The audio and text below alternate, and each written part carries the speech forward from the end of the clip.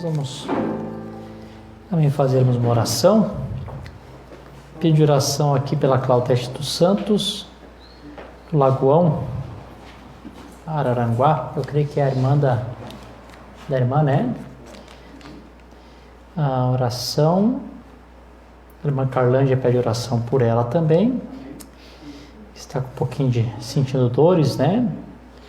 Oração de libertação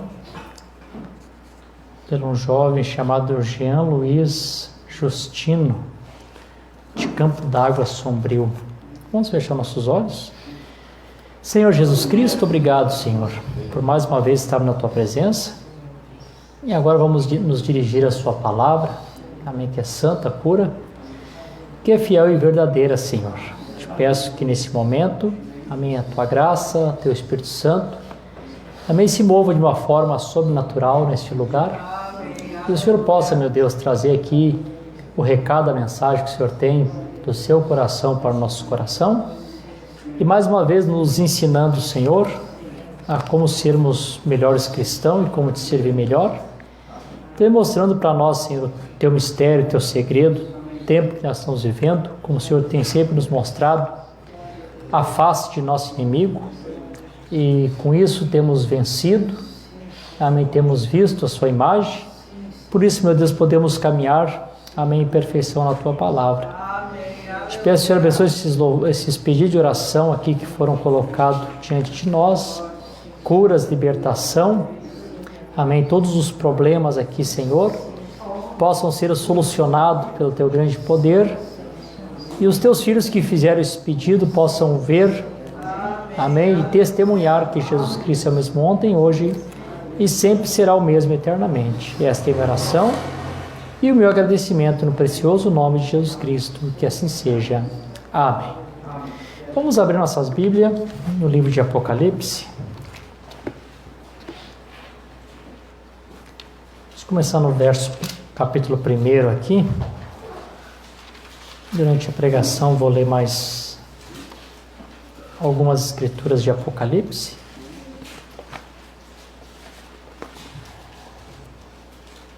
Apocalipse capítulo 1, vamos ler aqui do verso 1 em diante. Os irmãos estão felizes, irmãos? Amém? Diz assim: revelação de Jesus Cristo, que Deus lhe deu para mostrar ao seu servo as coisas que em breve devem acontecer. E ele declarou, enviando por meio de seu anjo ao seu servo João. Não sabe que esse anjo é o mensageiro da era, né? Vocês não sabem disso, né? Eles não sabem que João somos nós, né? Amém, a noiva de Cristo. Que deu testemunho da palavra de Jesus Cristo e de todas as coisas que ele viu.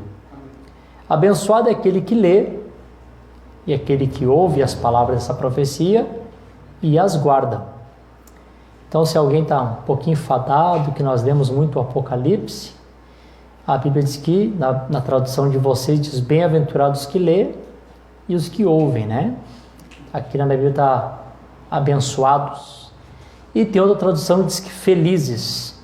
Então nós somos bem-aventurados, somos abençoados e somos felizes quando nós lemos, quando nós ouvimos e quando nós guardamos as palavras dessa profecia, não é verdade? Amém? Porque o tempo está próximo. Os irmãos podem se assentar, irmãos?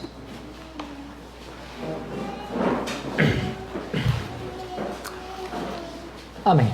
Damos graças a Deus, amém, por tudo que Deus tem feito por nós, pelos louvores que já foram cantados. E nessa noite eu quero dar um pouquinho uma continuação a um assunto que nós estamos falando já há algum tempo, né? Sobre o espírito do anticristo durante as eras, e não só o espírito do anticristo durante todas as eras, também acontecimentos que acontecem durante as eras. Como eu tinha comentado com os irmãos, nós queremos tomar o livro de Apocalipse, né? Então, as eras da igreja está no primeiro capítulo, no segundo capítulo. Então, para nós falarmos um pouco desses dois capítulos, depois nós então seguirmos um pouco mais mais adiante, né? Então, antes que eu inicie aqui a pregação que eu quero pregar, eu só quero fazer um comentário com os irmãos bem breve, né? Que talvez vai ajudar alguns aqui, né? Talvez outros até já saibam, né? Então, irmãos, eu sei que nós tivemos aí as eleições presidenciais nos Estados Unidos, né? E eu acredito que o foco do mundo todo foi direcionado a essas eleições, né? Então, como é o país mais forte, né? Ou é o maior país que tem no mundo. Então, a gente sabe que quando se decide qualquer coisa importante, o mundo todo está voltado seus olhos ali para os Estados Unidos. Bom, e até ontem eu não sabia, não acompanhei muito e não sabia até que já tinha acabado os resultados das eleições. E alguém ontem no culto lá me comentou, já acabou as eleições. E parece que até onde que se sabe, quem ganhou foi, eu esqueci o nome dele, mas é o oposto do Joe Biden, tá. Foi esse aí. Eu sei que talvez muitos estavam na expectativa que fosse o Trump, né? Mas não foi o Trump, foi esse outro que ganhou. Bom, e aí nós temos, as pessoas fazem pergunta, né? As pessoas perguntam, outros comentam, outros falam, né? E então assim, ontem eu ia fazer um áudio para os irmãos do grupo e não consegui, não tive tempo, estava ali em Canoas, não tive o tempo de fazer esse áudio para os irmãos ali no grupo, mas fiz um comentário no culto que eu quero comentar aqui com os irmãos o seguinte: a razão pelo qual não falei nada, não me posicionei, aconteceu 2 fatos comigo que eu nunca mais me esqueci e eu quero passar essa experiência aqui para os irmãos, para que nos ajude, né? Amém. Nós temos que ser cauteloso em algumas coisas, né? Temos que ter uma certa cautela para nós não termos previsões erradas, né? Amém. Então, eu contei essa aqui, eu já contei para os irmãos, né? Que quando houve aquele evento ali que derrubaram as Torres Gêmeas, então eu me lembro que houve um alvoroço, houve pregações a respeito disso e todo mundo querendo saber que parte das escrituras se aplicava àquele acontecimento, né? Onde é que estava na Bíblia?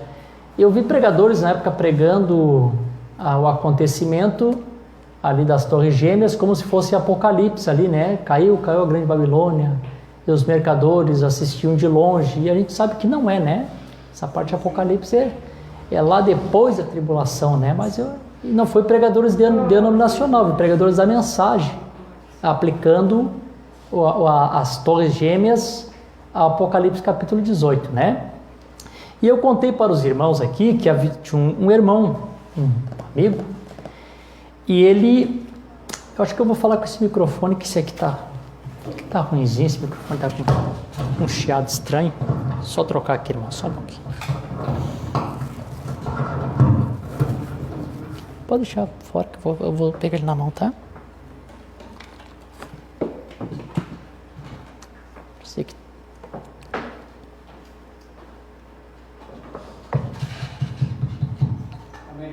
Amém. Esse irmão, quando aconteceu isso, ele ligou para um pastor dos Estados Unidos, pastor morava nos Estados Unidos, porém ele era hispânico, né? Falava espanhol. E o irmão, conversando com esse pastor, perguntou para ele assim: pastor, onde é que nós podemos aplicar esse acontecimento das Torres Gêmeas que caíram, as escrituras? E eu estava junto com esse irmão, e eu nunca mais esqueci da resposta. Isso foi em 2002, estamos em 2020, né? Fazem 18 anos, mas eu nunca mais esqueci a resposta que esse pastor deu, né? Já era um pastor maduro, já de idade. Hoje talvez ele já nem pregue mais, né, devido à idade. Mas eu me lembro que ele disse assim: irmão, eu não me movo facilmente. Então, depois que eu ouvi esta frase, eu sempre tive esse pensamento, né? Que a gente não deve se mover muito fácil, muito rápido, e sair fazendo previsões que pode não ser a nossa previsão e depois a gente ficar frustrado. E aí, como ministro, tem que voltar aqui e dizer, eu pensava que era, mas não é. Né? Então, a gente tem que deixar os acontecimentos vão acontecendo, nós vamos ver os acontecimentos acontecer, mas nós nunca vamos fazer previsões, né? Amém. Por exemplo, assim, quantas previsões fizeram a respeito do arrebatamento e não aconteceu, né? Tá, os irmãos mais antigos sabem que em 77... teve muita gente que vendeu as casas, venderam o carro, venderam tudo, pensando que ia dar o rapto. A 77 devido à profecia, ou devido àquela previsão do irmão Brana, né? Que ele disse que ele previa que se daria essa introdução do milênio, né? E alguns pastores talvez não alertou o povo corretamente, talvez ensinaram como se fosse o arrebatamento. Teve tanta gente que vendeu casa, ficaram sem nada. E depois acabaram negando a fé por causa disso, né? E eu contei aqui para os irmãos também que uma ocasião estava numa cidade e nessa cidade havia ali uma família que eu fui visitar com outro irmão e os irmãos, todo mundo conversando ali, fazendo comentário do dia a dia, lutas, provas que se passam, situações. E eu me lembro que todas as vezes que se falava das coisas, da parte difícil da caminhada cristã, a menina, a filha do dono da casa, dizia assim, mas graças a Deus que em junho isso tudo acaba. Eu fiquei pensando assim, o que será que vai acontecer em junho? Será que essa família aqui vai enriquecer, né? Que não vão ter mais problema, né? Estava falando alguns problemas financeiros. E aí virava e mexia, surgia outros assuntos, ela, graças a Deus que em junho nós não vamos estar mais aqui. Quando eu saí da casa dessa família, perguntei para o irmão que estava comigo, de irmão, disse para mim, o que vai acontecer em junho com os irmãos aqui? Ele disse, não, irmão Davi, sabe o que acontece? É que o pastor deles crê que em junho vai haver a ressurreição dos mortos. Daquele ano, talvez tenha sido o quê? Em 2006, 2007, por aí. Porque algum pastor fez um cálculo e calculou que Jesus viria mais ou menos naquele período. E esse pastor que fez esse cálculo comprou muitas terras num certo lugar. Os irmãos venderam terreno, casa, foram todos morar lá. Houve separação de casal, porque alguns maridos não eram crentes. Aí não aceitaram a situação, se separaram, dividiram casa. Foram todos morar nesse lugar. Não deu muito certo. Passou-se aquela data lá de 2006, o mês de junho, e não aconteceu nada, né?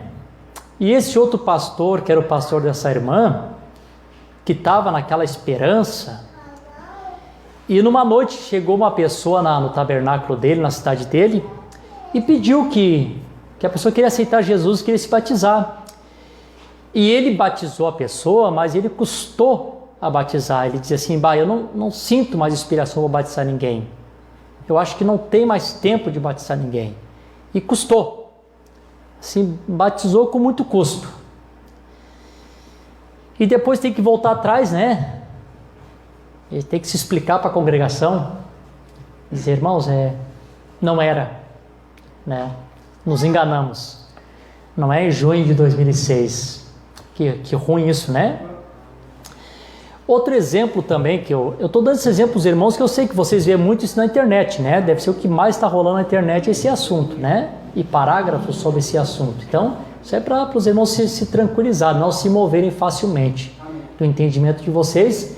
Saber que o último sinal que Deus tem para a sua noiva é Deus em carne humana antes do Filho da promessa. Não é esse o último sinal? Deus não se manifestou para nós através de um homem?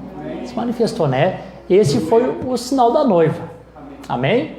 Então, os acontecimentos vão acontecendo, mas não vamos ficar nos perturbando por epístola, por palavra, né? Ficarmos alvoroçados. E como eu citei, né? Fazermos falsas previsões. Bom, falsas ou previsões erradas, né? Que às vezes não fecha.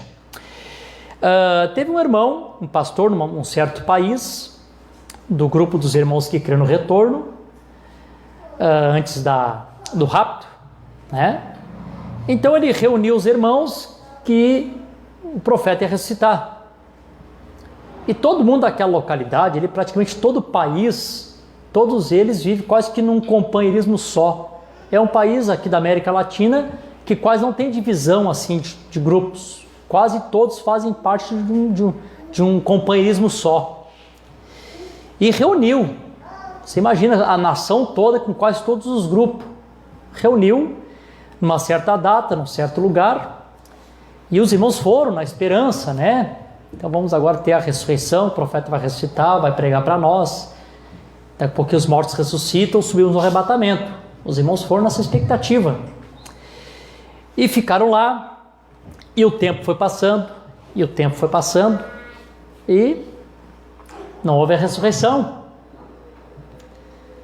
E aí o pastor, para não ficar tão chato, que a previsão não deu certo, trouxe um cavalo branco e começou a andar naquele cavalo branco no meio dos irmãos e colocaram uma fita do profeta pregando, né? Para não ficar tão... Aí ficou ali o profeta pregando naquela fita e o irmão andando com o cavalo branco no meio do povo, né? Então são coisas que a gente tem que ter um cuidado, né? Muito grande. As coisas de Deus são sérias, né? São muito sérias. E um outro testemunho aqui, esse terceiro aqui, eu encerro, eu vou entrar na pregação. Esse outro testemunho, amém, também, que eu dei para os irmãos ontem, que eu disse assim, que eu caí numa cilada assim, e por eu ter caído numa cilada, eu acabei aprendendo a lição, né? Uma vez, muito tempo atrás, né, quando eu estava iniciando o ministério, eu ouvi um pastor, um homem de Deus, sem dúvida nenhuma, né? Não é porque as pessoas fazem algumas previsões erradas que a gente vai desqualificar, né? Um homem de Deus fez um cálculo, e nesse cálculo, até bonito o cálculo que ele fez. Ele colocou ali que havia o Paulo VI, aí depois do Paulo VI veio João Paulo I, que seria o sétimo, e o João Paulo II seria o oitavo. Ele pega essa cronologia desses papas, esses Paulo, que deu 6, depois deu mais 2, colocou como o João Paulo II sendo o oitavo que vinha do sétimo e ia à perdição, que é a escritura ali de Apocalipse 17, 8, né? A besta que era e não é, e há de vir do abismo, e esse sai do oitavo que vem do sétimo, e esse vai à perdição. Está escrito lá assim, né? E ele fez esse cálculo. Então, no cálculo que ele fez, fechou perfeitamente o João Paulo II. Então, quem olhava a pregação dele, parecia que era o João Paulo II, que era o homem do qual Satanás se encarnaria, e ali estaria o reinado do anticristo. Bom, a gente sabe que toda a ordem papal tem a unção da besta, sabe disso, né? O profeta diz que a besta que era e não é uma sucessão papal. Sai um papa, entre outro papa, sai um papa, entre outro papa, não é assim? A unção é a mesma. Mas Deus sabe quem é o homem que um dia Satanás desce e se encarna. Não é assim? Amém. Deus sabe quem é esse. E esse pastor arriscou e disse que era o João Paulo II. Como ele era um homem muito maduro na fé e eu estava recém chegando, o que eu pensei? Ele deve estar certo. E aí, ganhei uma escala para pregar lá no pastor Virgílio, e estou pregando o assunto, e entrei nesse assunto. E também fiz essa afirmação naquela ocasião. E alguns irmãos chegaram na rua, que cálculo tremendo. Uns me reprovaram, uns me disseram para mim, olha, eu acho que tu não deveria citar nome, né? Isso não acontece. Mas olha como está perfeito o cálculo. Bom, passou o tempo, João Paulo II morreu, né? Não era. Morreu João Paulo II. Como disse, fiquei com a cara que é um tacho, como diz o gaúcho, né? Não aconteceu. Apareceu o Bento. Aí fizeram muitas previsões do Bento. Eu não me arrisquei mais, já tinha já tinha apanhado a primeira vez, né? O Bento se aposentou antes do tempo, agora está o Francisco aí, e vejo previsões do Francisco também. Pode ser, pode não ser, não é verdade? O presidente dos Estados Unidos, o profeta fala a respeito de um papa americano, um líder americano que virá, e eu creio que esta unção já está na nação, e em todos os presidentes que entram, todos eles, como os papas, vão preparando o caminho para isso acontecer, mas eu não arriscaria dizer é este, é aquele ou aquele lá. Amém. Pode ser, pode não ser, não é verdade? Eu posso chegar a afirmar para os irmãos, o profeta disse que uma mulher, talvez vice-presidente, como os irmãos citaram, está aí, irmãos, está claro, uma mulher, um homem, a vice-presidente, pode ser, e pode chegar daqui 4 anos, eles perder as eleições e entrar outro. Aí depois de 4 anos tem que vir aqui, irmãos, me perdoem, 4 anos atrás eu errei, não é assim? Então assim, irmãos, não vamos nos mover facilmente, nosso entendimento, não vamos nos preocupar. O que tiver que ser, vai ser. O homem que está predestinado, o filho da perdição, a hora que ele tiver que entrar, ele vai entrar. A hora que Satanás tiver que se encarnar, vai se encarnar. Então não vamos nos mover, não vamos fazer previsões erradas. Eu vi nas eleições da Hillary, quantas previsões que fizeram, no fim ela não ganhou as eleições. Quantos pregadores, bons irmãos, bons pastores tiveram que se retratar com a sua congregação, que não era Hillary Clinton, né? E outra coisa, né, irmãos? Nós temos também que examinar as mensagens e ver tudo que o profeta disse. Por exemplo, assim, o profeta também apontou a mulher física, porque a gente sabe que a mulher que o profeta fala, que se levanta com grande fúria, é a igreja católica. Sabe o que é a igreja católica? Que é a mulher que se levanta com grande fúria. E uma mulher física representando a nação, os irmãos que lêem mensagem lembram que o profeta citou a Jacqueline Kennedy. Quem é que leu isso na mensagem Almas Encarceradas? Eu? Então os irmãos deles sabem que quando o profeta até citando disse, ela pode vir através do voto do seu esposo. Lembram disso? E aí quando o irmão Branco disse, quando ele está chegando num lugar, desceu Kennedy, desceu Jacqueline, e todos os repórteres vieram reportar a ela. Aí o profeta sempre cita isso, né? Vocês vê ele dizendo, eu sou o marido dela, eu sou o marido dela. Ele sendo presidente, a mulher era mais famosa do que ele. Lembram disso, né? O profeta fala isso na mensagem Almas Encarceradas hoje. Então, vê, irmãos, né?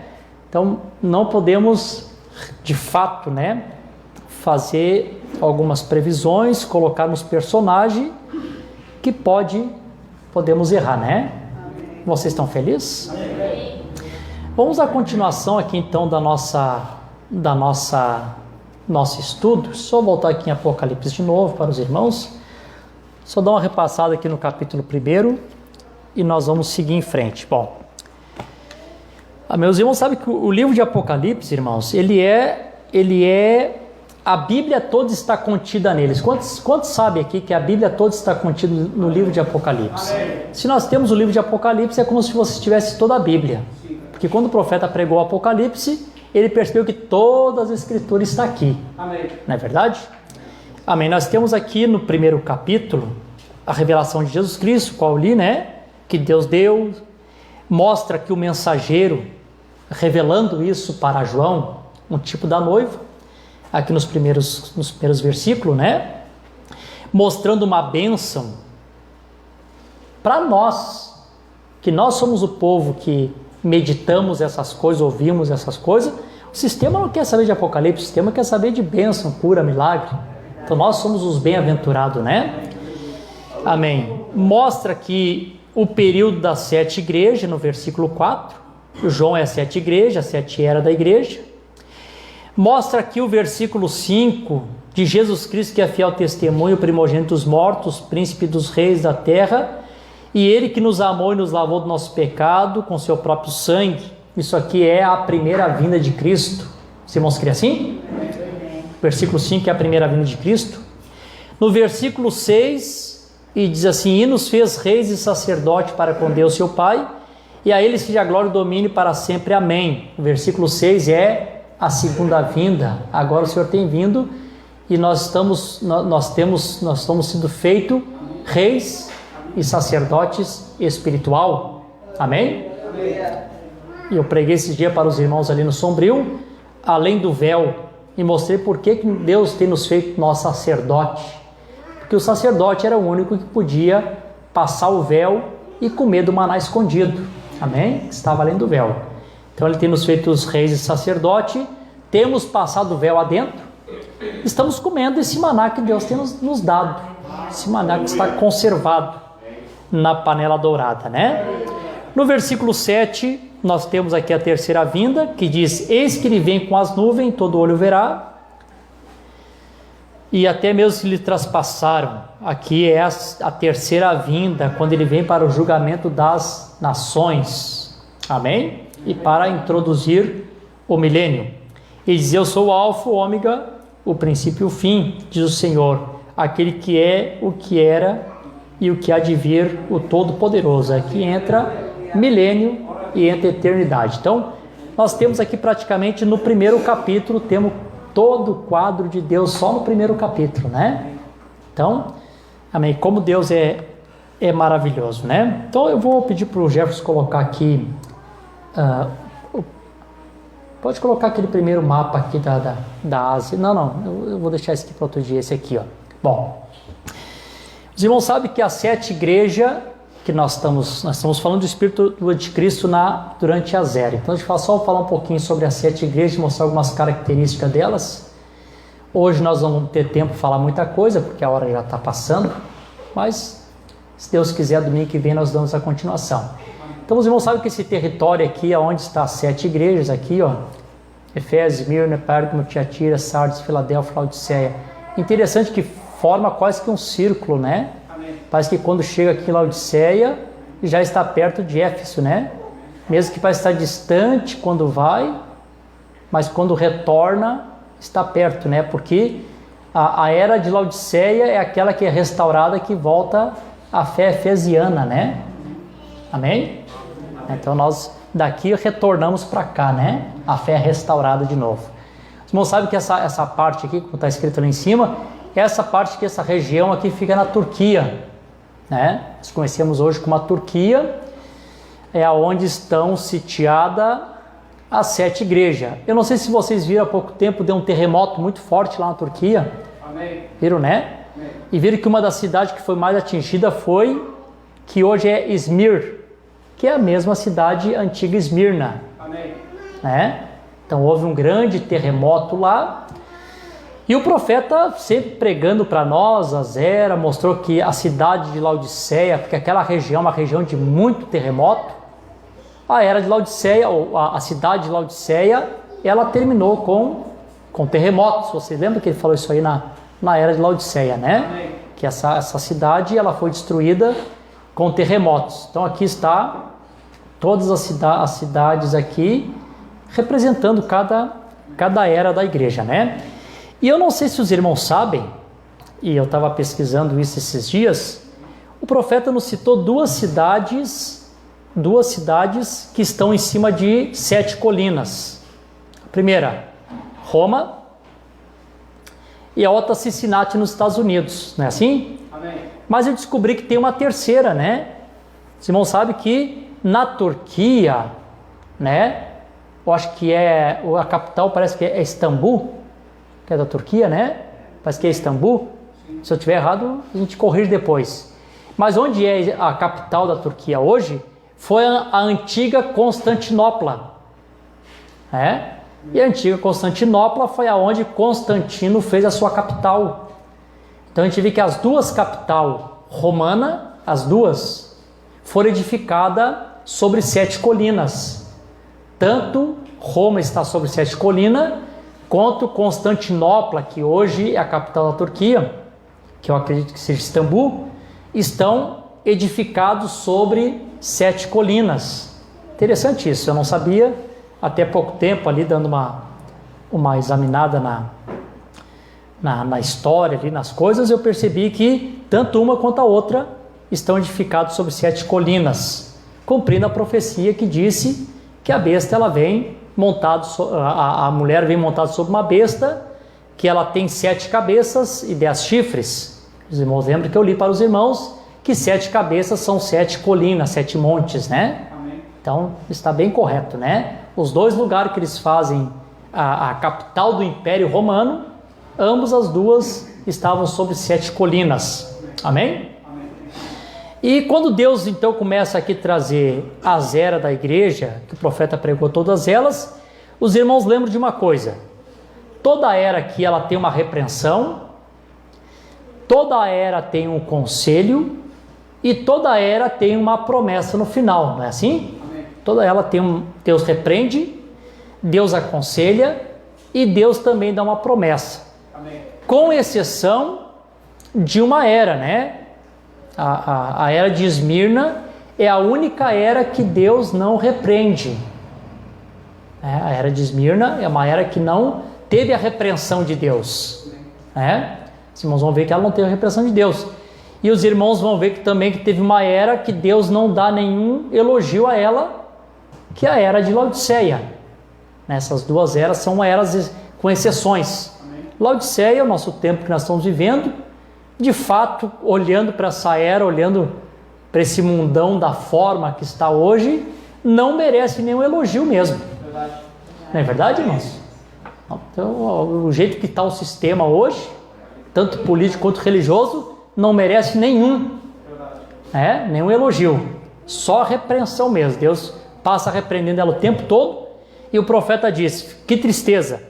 De todas as eras da igreja, a única era que colocou Jesus para fora foi a era de Laodiceia. É a única era que Jesus Cristo está batendo. Eis que estou à porta e bato. Se alguém ouvir a minha voz e abrir a porta, entrarei na sua casa, cearei com ele e ele comigo. Amém? Quer botar a imagem aqui da cidade de Efésios? Só para colocar aqui para os irmãos. Vou começar aqui pela cidade de Efésios.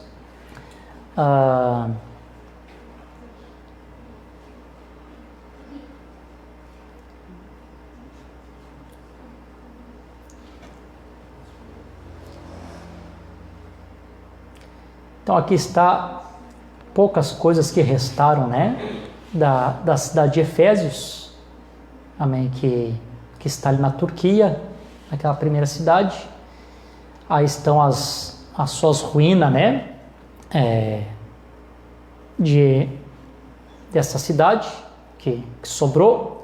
Hoje tem uma cidade maior ao redor. Isso aí está só como relíquia. A gente sabe que amém, Paulo pregou nessa cidade, e se não me falha a memória, foi em Efésios que Paulo estava pregando a noite toda, e chegou lá pelas 11 horas, né? Talvez o Paulo estava pregando meio assim monótono, como eu estou hoje, os irmãos tudo com sono, e aquele rapaz com sono, só que ele estava na janela e acabou caindo, né? Morreu, Paulo foi lá, orou por ele, ressuscitou, Amém. E continuou, né? Continuou a pregação até amanhecer, né? Amém. Vou botar aqui a carta que eu quero ler com os irmãos aqui, a carta de... Bom, então o profeta nos ensinou que Efésios significa almejada e depois relaxada. Lembram disso, né? Quer dizer assim, essa era começou como uma igreja almejada. Ela tinha todas as coisas boas da parte de Deus. Tinha dom espiritual, tinha um ministério perfeito, o Espírito Santo no controle. Ela foi uma igreja que foi almejada, e quando passou o tempo, essa igreja começou a relaxar, foi relaxando e foi perdendo algumas coisas, e Deus então tem que trazer uma repreensão para esta era. E também tem uma outra tradução que significa desejada, né? Que toda a igreja deseja ou desejaria ser como a igreja de Efésios do princípio, né? O seu princípio, a forma que ela era. E ela começou mais ou menos no período aqui de 53 a 170, conforme o profeta nos colocou a data. Pode botar a escritura aqui que eu quero ler com os irmãos. Então, Apocalipse 2 aqui da era de Efésios, 2 e capítulo 2. Não, capítulo 2. Está no capítulo 1, capítulo 2 aqui. Bom, Um pouquinho mais para cima, essa aqui é de Esmirna.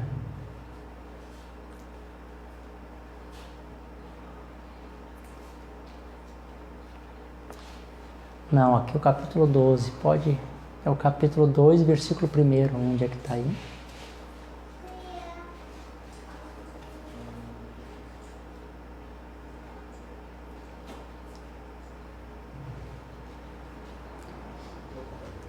Não, deixa que eu vou ler aqui. Não está achando, deixa que eu ler aqui. O capítulo 2.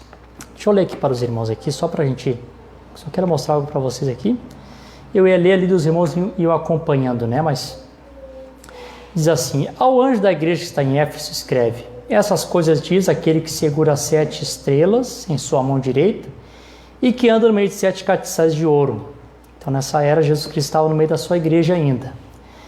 Eu conheço as tuas obras, o teu trabalho, a tua paciência, e como tu não podes suportar os que são mal, e tens provado os que dizem serem apóstolos não são, e descobris que são mentirosos. Então, nesta era aqui, eles têm a palavra de Deus, e através da palavra de Deus, eles também podiam ter o discernimento, né, daqueles que vinham e diziam que eram apóstolos, que eram ministros, mas quando eles se deparavam aqui com esta igreja que tinha o discernimento da palavra, então eles se encontravam como mentirosos. Amém? Amém. Então a palavra, como diz o profeta, a palavra corrige todos os erros. Ele diz assim: e tem suportado e tem paciência por causa do meu nome, trabalhaste e não desfaleceste. Todavia eu tenho algo contra ti, porque deixaste teu primeiro amor. Lembra-te, portanto, de onde caíste, te arrependa-te, e faz as primeiras obras, senão eu virei a ti rapidamente, removerei o teu candelabro, e o teu lugar não se você não se arrepender. Então o que acontece? Quando chega nesse versículo, mostra o que eu estava citando para os irmãos, por que ela ficou relaxada.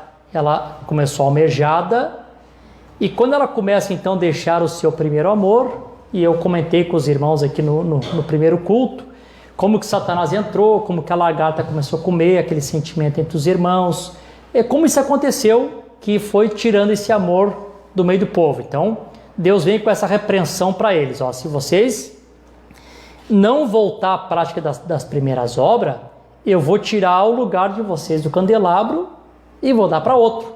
É assim? Deus está dizendo para eles.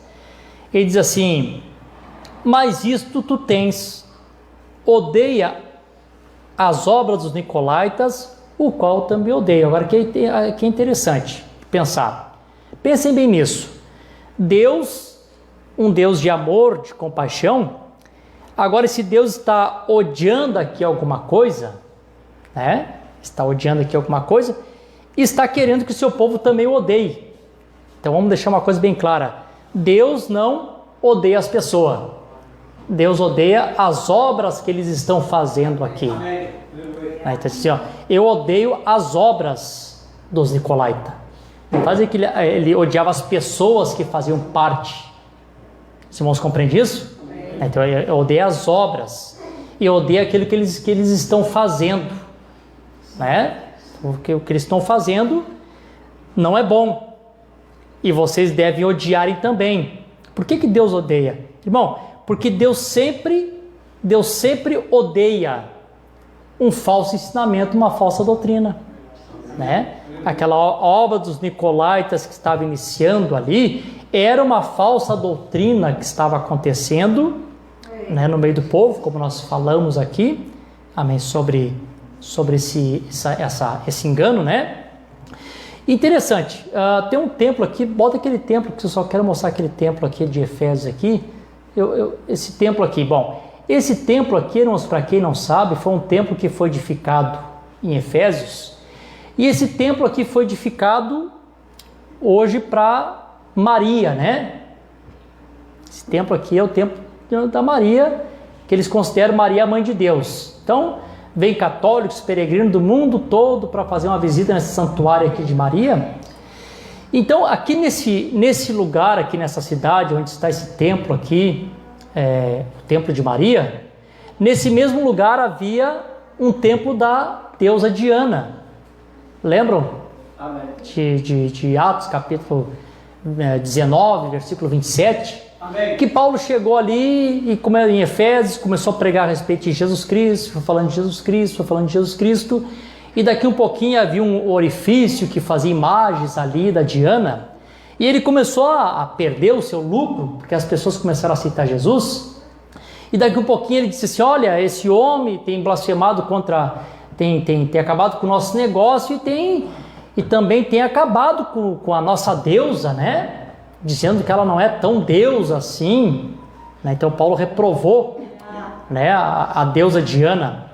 E o templo da deusa Diana, ela foi construída praticamente uns 480 anos antes de Cristo, que ela estava ali. E nesse templo, a Diana era considerada no templo a mãe dos deuses. Na cidade de Efésios, né? A Diana, ela era considerada a mãe dos deuses. Quando chegou mais ou menos 451 depois de Cristo, eles fazem um concílio, que eles chamaram o concílio cristão. 451, concílio chamado concílio cristão. Nesse concílio cristão foi na cidade de Efésios. E na cidade de Efésios, quando fizeram esse concílio cristão, eles decidiram e deram esse título para Maria. Maria, mãe de Deus. Você vê o que estava acontecendo? Estava tendo apenas um transporte, né, daquele espírito do paganismo se infiltrando no meio do cristianismo agora, né? Estava tirando a Diana, a mãe dos deuses, e agora no lugar da Diana, a mãe dos deuses, eles só estavam trocando aqui por Maria, mãe de Deus. Os irmãos compreendem isso, né, irmãos? Ele só estava aqui agora trocando a personagem. O espírito continua o mesmo, né? O espírito não muda. No versículo 1 e 3 aqui, quando Deus está elogiando eles, né? Como diz a palavra, identifica o falso sempre. Por isso que Deus nos envia a palavra sempre, né? E Deus mostrou para eles que no versículo 4 e 6, que a chama do princípio, aquela chama, sabe quando tu aceitou Jesus, que tu queria evangelizar todo mundo, que tu queria estar nos cultos, tu queria cantar, tu queria ouvir a palavra, tudo quanto era culto, tu queria estar participando. Amém. Pois essa chama que eles tinham lá do princípio, essa chama deles começou a se apagar. Não é assim? Né? E é isso que Deus está cobrando deles. E quando nós chegamos aqui nesse versículo, nós temos esse paradoxo. Um Deus de amor, mas que odeia essas obras dos nicolaítas. Então Deus, não se esqueçam disso, Deus sempre odeia o sistema falso. Todo sistema falso é odiado por Deus. Deus não quer nenhum sistema falso. Deus quer o que é verdadeiro. Amém. Amém? Quando chega num sistema falso de adoração, então Deus vem e se levanta contra aquilo. Eu odeio isso. E tenho isso que vocês também odeiam. Tá bom. E a gente sabe o que significa nicolaita. Nós falamos aqui no culto passado, né? Nicol, conquistar leigos, nicolaitas, né? Mas também os irmãos vemos que como esses nomes, eles continuam. E como mais para frente eles trazem significados diferentes. Por exemplo, quando se fala de nicolaita, se Nicolau, o que lembra vocês? Quando se fala-se de São Nicolau, o que te lembra aí? Lembra Natal, né? Vê que os nomes continuam e nem se sabe se esse personagem realmente existiu. Uns acham que é uma figura fictícia de um sacerdote lá do deus Dagon, não é assim? E nós encontramos esse hoje, né? O adorado São Nicolau. E aí a gente sabe que o dia 25 de dezembro é impossível Jesus ter nascido lá, porque os pastores estavam no campo, e nessa época na Judeia tem muita neve. 25 de dezembro era o aniversário do Deus Sol, né? 25 de dezembro também era o aniversário do deus Zeus. Também era o aniversário do deus Orídes. Tinha vários deuses principais que faziam aniversário no dia 25, né? E aí quando Constantino tentou unir aqui, então, agora os cristãos e os pagãos, e fez aquela famosa medalha, que de um lado da medalha estava ali o símbolo cristão, que eu creio que era o pão e o peixe, e do outro lado estava um símbolo de um deus pagão, querendo dizer, vamos unir as duas coisas junto, que vai ficar bom, todo mundo fica feliz. Então parece que tem um pensamento assim, o que nós podemos fazer para acabar as contendas, os problemas, os choques? O mundo está em choque, o mundo está dividido, politicamente e religiosamente, não está dividido? Então começa a vir os pensamentos, o que nós poderíamos fazer para que acabe-se essas divisões? Para que as pessoas possam viver em paz? E parece um bom pensamento. Então a única maneira de nós poder viver em paz é unirmos cultura, unirmos religião, e aí nós podemos viver uma vida em paz. Por isso que Satanás vem oferecendo uma falsa paz. Quando houver paz e segurança, é quando nós conseguimos unir os diferentes. Não é assim? Isso é tão certo, irmão, a história traz a característica dos acontecimentos. Por exemplo, assim, tem um templo lá que está aqui na Turquia também, no templo do Império Bizantino, que quando eles fizeram era um templo cristão. E pintaram lá as imagens, como todos os templos cristãos pintavam as imagens. Quando os muçulmanos tomaram conta ali do Império Bizantino, que tornou-se o Império Otomano, eles pintaram com tintas brancas aquele templo do lado de dentro. E hoje aquele templo está lá apenas como museu e memória. Mas diz que o tempo passou e as pessoas vão lá e a tinta branca está querendo desvanecer. A tinta branca está quase que sumindo. E por trás da tinta branca, às vezes aparecem algumas imagens cristãs. Então, parece um sinal, né, que querendo se mesclar, né, um pouco da imagem cristã com um pouco ali da tinta branca dos muçulmanos, sabe? O espírito de unificação de cultura. E nós tivemos agora há pouco tempo, você não sabe que todos os papas, eles escrevem um documento oficial que chama-se a encíclica papal. E nessa encíclica papal que o Francisco agora escreveu, esse documento, o que ele passa falando o tempo todo? Derrubar os muros, unir as culturas. Ele não fala em nenhum momento as pessoas abrir mão de suas religiões para serem católicos. Ele não fala isso. O que ele fala? Unir todas juntas. Cada um poder ter a sua, mas estarem juntas. E a gente sabe que isso é o espírito ecumênico. Se você, onde inicia isso, né? E é onde isso para hoje. É ele mostrando ali, né? Vamos derrubar as fronteiras. Vamos unir as culturas. E os irmãos acham certo unir cultura? Não é certo. Por que Deus separou lá na Torre de Babel e deixou todas as culturas separadas? Porque Deus não quer unir cultura. Deus separou um povo, santificou e disse: olha, eu vou santificar vocês para mim. Não é assim, irmãos? Aleluia. E aí, irmãos, eu tenho a palavra Natal no inglês é Christmas, né? Ou é a missa de Cristo.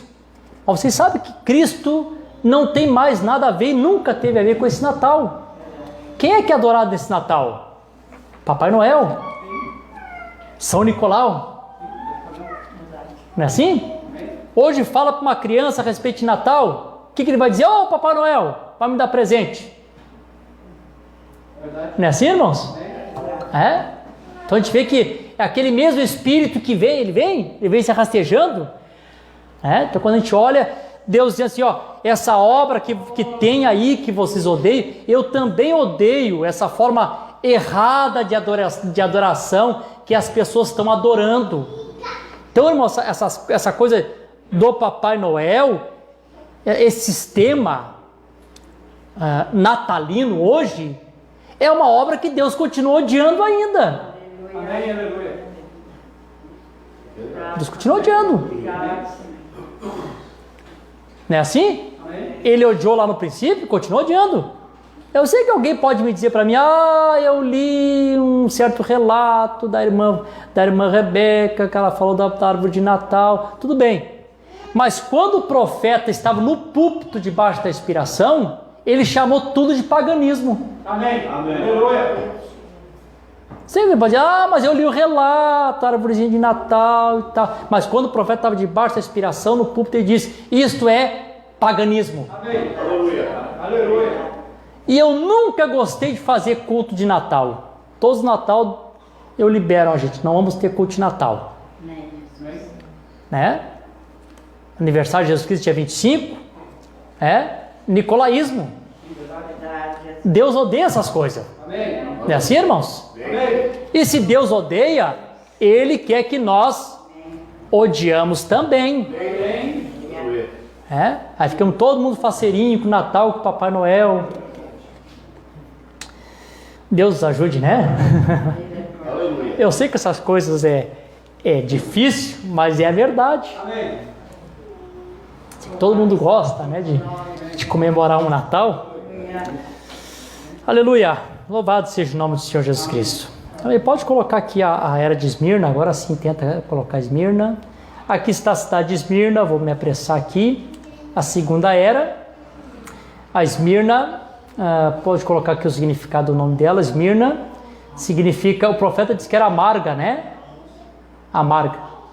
Que vinha de uma erva amarga, não era assim? Esmirna, né? Uma erva amarga. O sacrifício amargo. Mas também tem um outro significado, né? Pode ser aroma doce. Por que aroma doce? Porque todo sacrifício feito para Deus, amém? Ele sobe para Deus em cheiro doce, agradável. Lembra que nós falamos sobre o incenso que chega na presença de Deus? Né? Que nós temos que ter o incenso. Esse povo da era de Esmirna foi o povo que mais teve aroma doce diante de Deus pelo sacrifício que eles tiveram nas suas vidas. Quer botar a escritura aqui? Aqui está, que deu certinho. Então vamos lá. Ao anjo da igreja que está em Esmirna, escreve isso e diz: o primeiro e o último que foi morto e reviveu. Eu conheço as tuas obras, a tribulação, pobreza, mas tu é rico. E a blasfêmia dos que dizem judeu, que naquele tempo judeu e cristão se referia à mesma palavra, né? E não são, mas são da sinagoga de Satanás. Nada temas das coisas que hás de padecer. Eis que o diabo lançará alguns de vós na prisão, para que sejais tentado. Então os irmãos notam que nesta era aqui, Deus não está dando nenhuma repreensão para ela. E eu vou dizer para vocês, por que Deus não está dando repreensão para ela? Irmãos, Deus não está dando repreensão para ela, porque esta era aqui foi uma era de sacrifício. Uma era sacrificosa. E eu vou dizer uma coisa para vocês. Essa era de sacrifício de Esmirna, quando vem tribulação, quando vem perseguição, é a maneira de Deus purificar a sua igreja. Purificar. Deixa eu dizer isso aqui para vocês, e é verdade isso aqui que eu vou falar. Deixa vir uma purificação na igreja. Fica só os que são verdadeiros.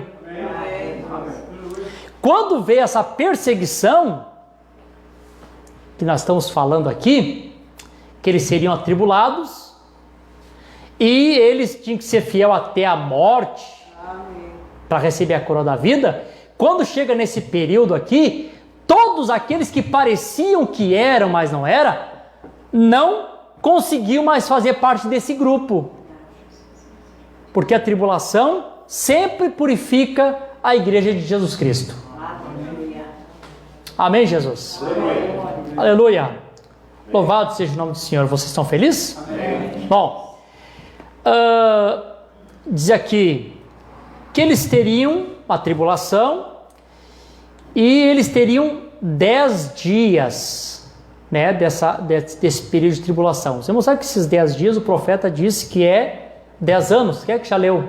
Amém. Né, são 10 anos.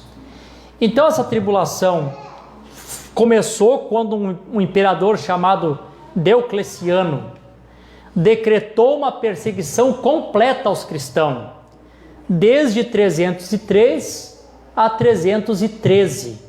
Foi o período que ele decretou que eles fossem perseguidos. Então foi 10 anos, esses 10 dias aqui, foram 10 anos que eles passaram por toda essa perseguição, aonde Deus purifica completamente a sua igreja, e aqui nós não encontramos ninguém fora, só está quem é. Amém, Jesus? Só o verdadeiro consegue passar pelas provas, né, irmãos? Aleluia, vocês estão felizes? Amém. Aleluia. Então, Deus permite, né, não ter repreensão, porque Deus permite vir a perseguição, amém, para que toda a escória seja tirada. Amém. O que a tribulação tipifica? Tipifica o ouro sendo refinado pelo fogo. Quando o ouro é refinado pelo fogo, toda a escória que está no ouro tem que sair. Toda a pirita que está ali sai. Todo o barro que está ali sai. Fica apenas o ouro. Me diga uma coisa para mim. Quando vier a tribulação e a igreja da tribulação, as virgens nécias, entrar para a tribulação, vai ter algum no meio deles que não é? Não.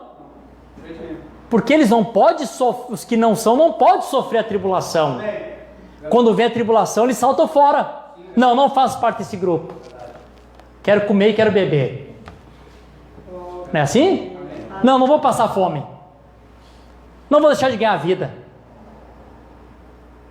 A tribulação faz a separação. Quando chega o período de tribulação, passa só as nécias. No grupo das nécias se repete isso aqui de novo. Não passa ninguém falso junto, porque o falso não suporta a prova. Deixa vir a prova, irmão, e tu vai ver que daqui a pouquinho aqueles que não são começam tudo a ir embora. Amém? Vocês estão felizes? Amém. Glória a Deus. Louvado seja o nome do Senhor Jesus Cristo.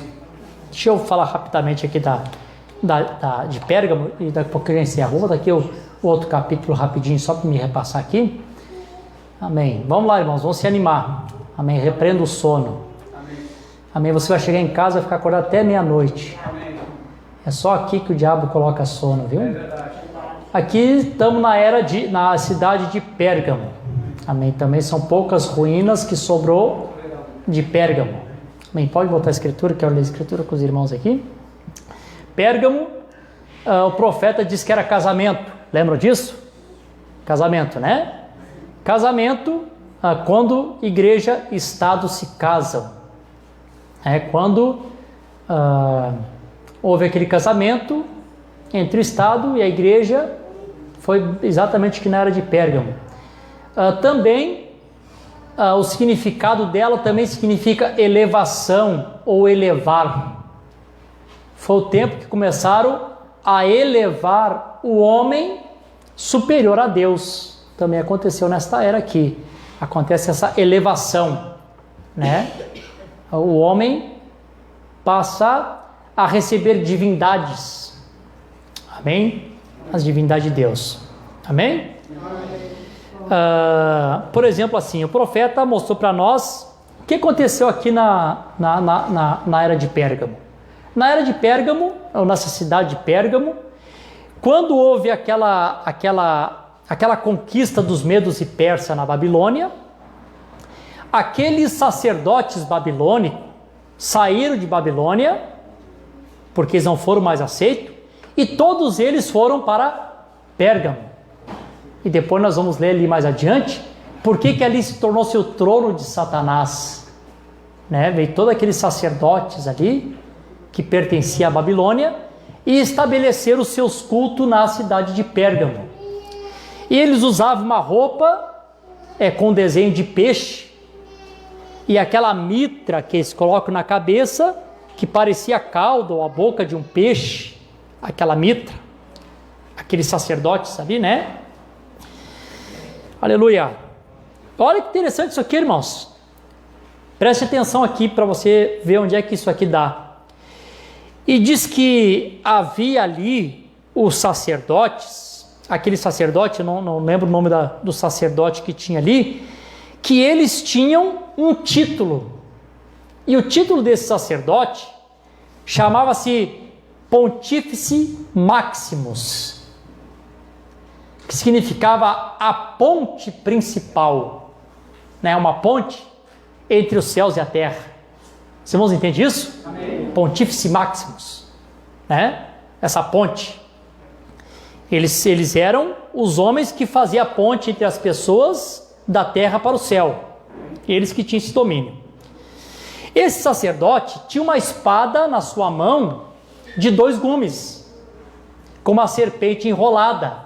Por isso que na escritura, vamos botar a escritura aqui, por isso que na escritura aqui, fala aqui, ó. E ao anjo da igreja que está em Pérgamo, escreve isso e diz, aquele que tem a espada de 2 gumes. Agora Deus aparece, ó, eu tenho a verdadeira espada de 2 gumes. Aleluia. Anulando aquele sacerdócio que tinha lá com a espada de 2 gumes. Vocês estão entendendo isso? Amém. Aleluia. Com aquela serpente enrolada ali, né? Esse sacerdote também tinha 2 chaves na mão. Uma chave que eles podiam abrir o céu e uma chave que eles podiam usar abrir o inferno. Quem é que vocês conhecem que tem essas 2 chaves?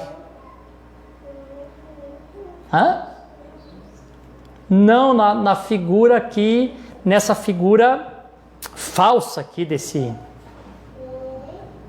Quem é que vocês conhecem que tem 2 chaves? O Papa. Ele tem a chave de Pedro. A chave que abre o céu, coloca as pessoas no reino. E a porta que abre o inferno, e coloca as pessoas no inferno. Vê, tudo está acontecendo dentro dessa cidade de Efésios. Ali o Senhor diz, eu tenho a espada de 2 gumes. Aqui onde eu comentei com os irmãos, com essas tuas obras, onde habita, que é onde está o trono de Satanás. Por que é o trono de Satanás? Porque agora todo aquele sacerdócio babilônico que tinha em Babilônia, vem e estabelece aqueles cultos pagãos na cidade de Pérgamo. E o último sacerdote deles que eles tiveram foi um homem chamado Átalos III.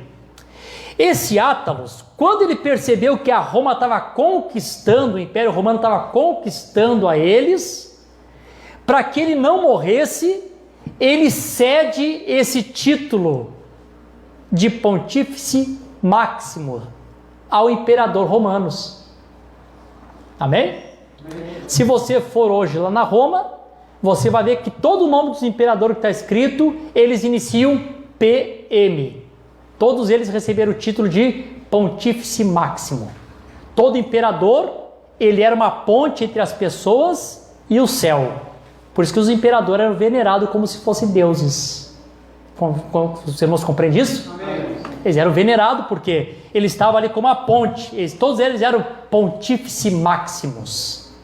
Eles faziam a ponte entre o céu e a terra. Então todo mundo que tinha que adorar tinha que vir através do imperador. Por que Israel se rebelou lá nos anos 70? Porque fizeram um templo pagão para adoração a César, não foi isso? Porque o imperador tinha esse título, Pontífice Maximus. Nós fizemos a ponte entre vocês e o céu. Amém? Você compreende isso, né? E depois, mais tarde, quando chegou, também não lembro o nome desse imperador, teve um imperador que não quis mais esse título. Ele não se achou digno.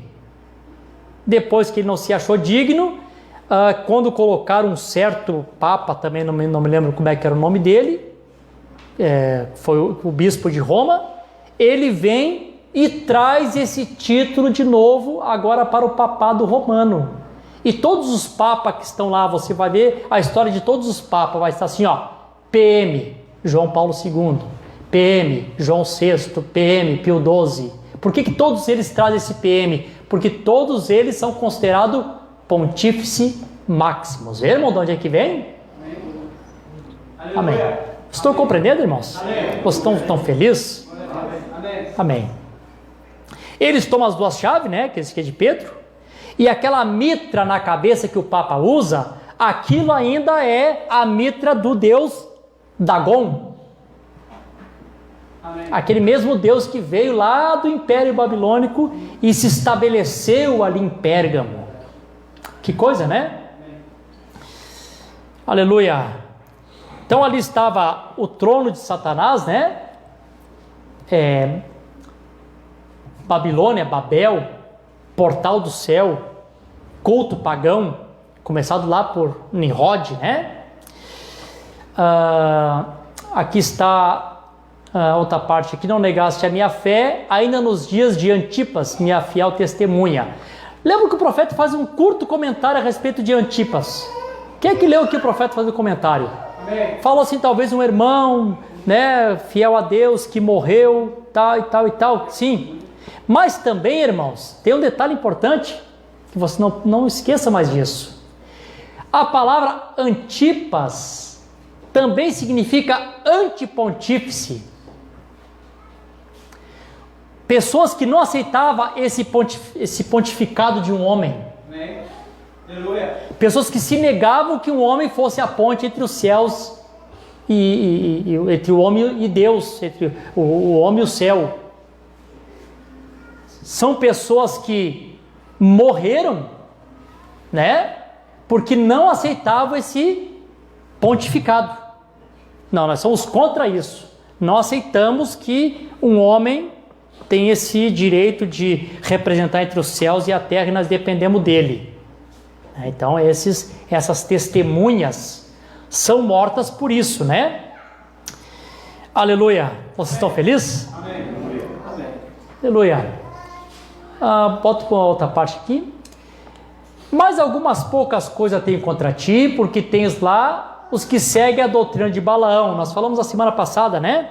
O que era a doutrina de Balaão? Mesclar, misturar. O que Constantino fez? Constantino misturou. Vamos unir, vamos acabar com os conflitos. Tornamos uma religião só, um estado só, acabou os problemas. Não foi o que o Balaão fez? Falou, vamos lá, gente, somos tudo um povo só. Vamos fazer uma festa. E aí daqui a pouquinho as meninas lá de Moab, vamos botar só hoje uma mini saia, para ficar mais atraente. Vamos mostrar um pouquinho das nossas pernas. Não é assim? Vamos botar aqui uma bebida. Eles estão vindo de longe do deserto. Estão com a garganta seca. E vocês lembram? Amém. O que aquela falsa união causou? Causou a ira de Deus sobre aquele povo. E Deus disse, aparta-te, Moisés. E quando Moisés se apartou, todos aqueles que se prostituíram com as moabitas foram engolidos pela terra. Não foi assim? Amém. Não foi assim que aconteceu lá no livro de Números? A mescla, né? E aqui, irmãos, que interessante isso. Que na primeira era, Deus está elogiando o povo. Se anima, irmão. Só mais uns 10 minutinhos, se anima. Eu quero encerrar esse assunto. Amém. Semana que vem eu quero falar de Tiatira e das outras. Mas pensem bem nisso. Nesta era aqui, Deus está dizendo na primeira era, eu tenho a favor de vocês. Eu tenho a favor de vocês. Que vocês odeiam esses falsos cultos. Que vocês odeiam esse espírito que está se introduzindo no meio de vocês, dividindo para conquistar. Mas quando chega na era de Pérgamo, Deus já está dizendo assim, olha gente, já tem pessoas no meio de vocês que estão seguindo essa doutrina. Aí o profeta vem e disse, Policarpo não pode ser considerado como mensageiro, porque se inclinou para a organização. O espírito era tão forte que até um homem pio como Policarpo se inclina às obras dos Nicolaita? Que coisa! Não é verdade isso? Né? Com tudo que ele tinha, com todo testemunho, o fogo não quis matar Policarpo. Quando pegaram ele, para matar ele disse, olha, eu quero só 2 horas. Eu quero 1 hora para orar pelos meus amigos e 1 hora para orar pelos meus inimigos. Antes de morrer, orou 2 horas. Colocaram na fogueira, o fogo saía, não queria chegar nele. Aí o soldado ficou com raiva, tirou uma lança e matou ele. Um homem desse calibre, um homem desse quilate, se inclina para salvar os Nicolaita. Vê, irmãos? Como nós falamos outro dia, como esse espírito Nicolaita, esse espírito anticristo, ele engana fácil. Deixa eu dizer isso aqui para os irmãos, eu sinto de dizer isso. Aleluia. Pensem nisso, irmãos, aqui. Deixa eu dizer uma coisa para vocês. Deus chamou o seu povo para ser um povo separado. E nós, como um povo separado, nós temos que ser diferente dos demais. Não podemos ser tudo igual. Aí o profeta faz uma comparação entre nós e faz uma comparação entre Israel e diz, Israel tinha um profeta de Deus, Samuel. E quando Israel precisava ser julgado, Deus, através do seu profeta, julgava o povo. Lembram disso? Mas daqui um pouquinho o povo começou a olhar para fora e viu que as nações tinham um homem que lhes representava. Não é assim? Daqui a pouquinho, Samuel, tem um camarada bom, nós cremos na mensagem de um profeta, Deus enviou um profeta, mas todas as nações aí tem um homem aí que nos representa, que faz nós entrar, faz nós sair. O que tu acha de... Aí quando Samuel vai consultar Deus, Deus diz assim para Samuel, Samuel, tu não te preocupa, o povo não tem rejeitado a ti, o povo tem rejeitado a mim. Por quê? Quando se perde o profeta, se perde a Deus. Perde-se o profeta, perdeu-se a Deus. Rejeitou o profeta, rejeitou-se a Deus. Por que eles rejeitaram o profeta? Porque eles queriam uma liderança humana. Irmão, e como isso é tendencioso? Sempre parece que os grupos querem um grande homem para representar, para apontar, ó, o fulano de tal. Não é assim que acontece? Me perdoa, irmãos, eu sei que às vezes isso choca, mas é a verdade. Posso ser o patinho feio por falar isso, mas essa é a realidade. Parece que estão sempre querendo, não sei se no resto do mundo é assim, mas no Brasil tem essa tendência, Deus que aceita a mensagem. Sempre alguém está querendo um grande homem para apontar. Ah, o fulano de tal é o nosso líder. Não acontece isso? Alguém viu isso na caminhada? Claro que vocês viram, os mais antigos sabem que isso é verdade. Então parece que as pessoas sempre têm essa tendência de ter um grande homem que lhe representa, que vai adiante de nós. Ah, irmãos, Deus nos ajude, né? A sermos diferentes. Amém? Aleluia. Deus nos enviou um profeta, né? O profeta é a boca de Deus. Dali sai o absoluto. Amém? Não é verdade? A mensagem é absoluto. Amém. O Espírito Santo é o grande entre nós. Ele é o único grande entre nós. Amém? Glória a Deus.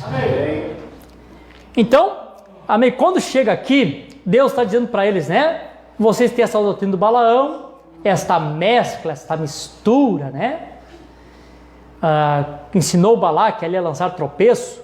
Balaão profetizou bem, tem profecias que são aqueles largos lá que são boas, mas o ensinamento é horrível, o ensinamento lança tropeço. E a Bíblia diz que aquele que faz um filho tropeçar, é melhor amarrar uma pedra de mel no pescoço e atirar-se no mar, né? São diante dos filhos de Israel, que começa o sacrifício das idolatrias e da prostituição, bem o sistema católico, né? Aqui diz assim, e assim tens também os que seguem a doutrina dos Nicolaita. Na primeira era, Deus elogiando, porque eles eram contra, e aqui já na área de Pérgamo, já estão seguindo já a doutrina dos Nicolaita, todo mundo alegre com Jesus, né? Não é assim que acontece, irmãos? Aleluia. Vocês continuam felizes? É? Amém. Aleluia. É? Vamos unir as igrejas. Acaba os conflitos entre o paganismo e o cristianismo. Vamos lá, fizeram um medalhão de união. E diz que o Constantino, quando ele fez isto, e aqui tem um outro perigo também, né, irmãos, que nem só de pão viverá o homem, mas de toda a palavra que sai da boca de Deus. Aleluia. Não é apenas uma parte da palavra, tem que ser toda ela.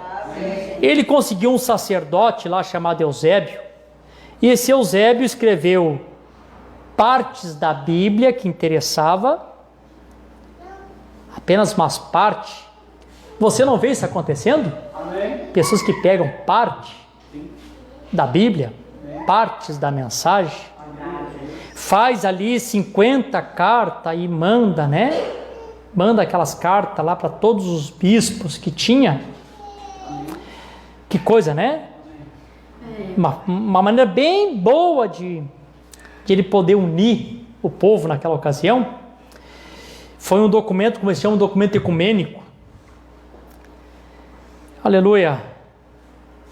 E aí o homem que sai daquela reunião como bispo geral, já sai com aquele título, PM, né? Pontífice Máximo, a ponte máxima entre Deus e o homem. Vocês estão felizes, irmãos? Amém. Eu sei que a hora passou, eu poderia falar mais algumas coisas, mas vamos deixar para domingo que vem, né? Vamos colocar de pé, vamos fazer oração, vamos...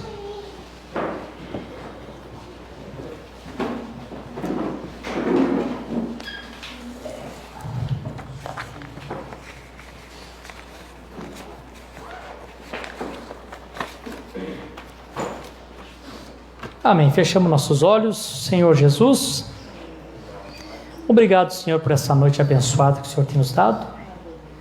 Obrigado, Senhor, pela Tua palavra que o Senhor tem nos enviado.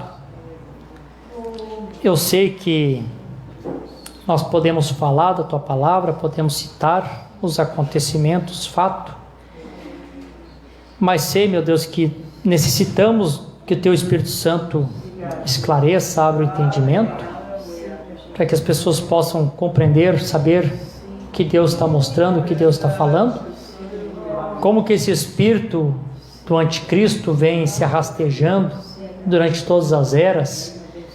Deus, através desses ensinamentos, mostrando qual é o princípio de Satanás e mostrando também qual é o seu fim. Eu sei que Satanás não gosta disso. O teu profeta disse, meu Deus, que Satanás odeia o livro de Gênesis e odeia o livro de Apocalipse. E sei, meu Deus, que Satanás também, por odiar, por não gostar, também, Senhor, ele vem sorrateiramente ao ouvido das pessoas, para que também as pessoas não deem atenção, para que as pessoas não captem, porque ele não quer que as pessoas saibam o seu destino. Mas sei que o Teu Espírito Santo continuará falando conosco, o Teu Espírito Santo continuará nos ensinando, nos mostrando estas coisas, Senhor, para que quando esse engano vier para nós, vier em nós, nós estaremos também como a era de Efésios, nós teremos a proteção da palavra para saber discernir aqueles que se dizem que são, mas que não são, e encontrarmos eles como mentiroso. Sei que se não for a Tua palavra, Senhor, nada pode fazer, amém, com que nós tenhamos o discernimento. Agora, meu Deus, que o Teu Espírito Santo possa conduzir os Teus filhos de volta para as suas casas, livrando eles de todo perigo, todo mal, de toda astúcia lá do diabo. Cobre a Tua igreja com o Teu sangue. Esta é minha oração e meu agradecimento, no precioso nome de Jesus Cristo, que assim seja. Amém.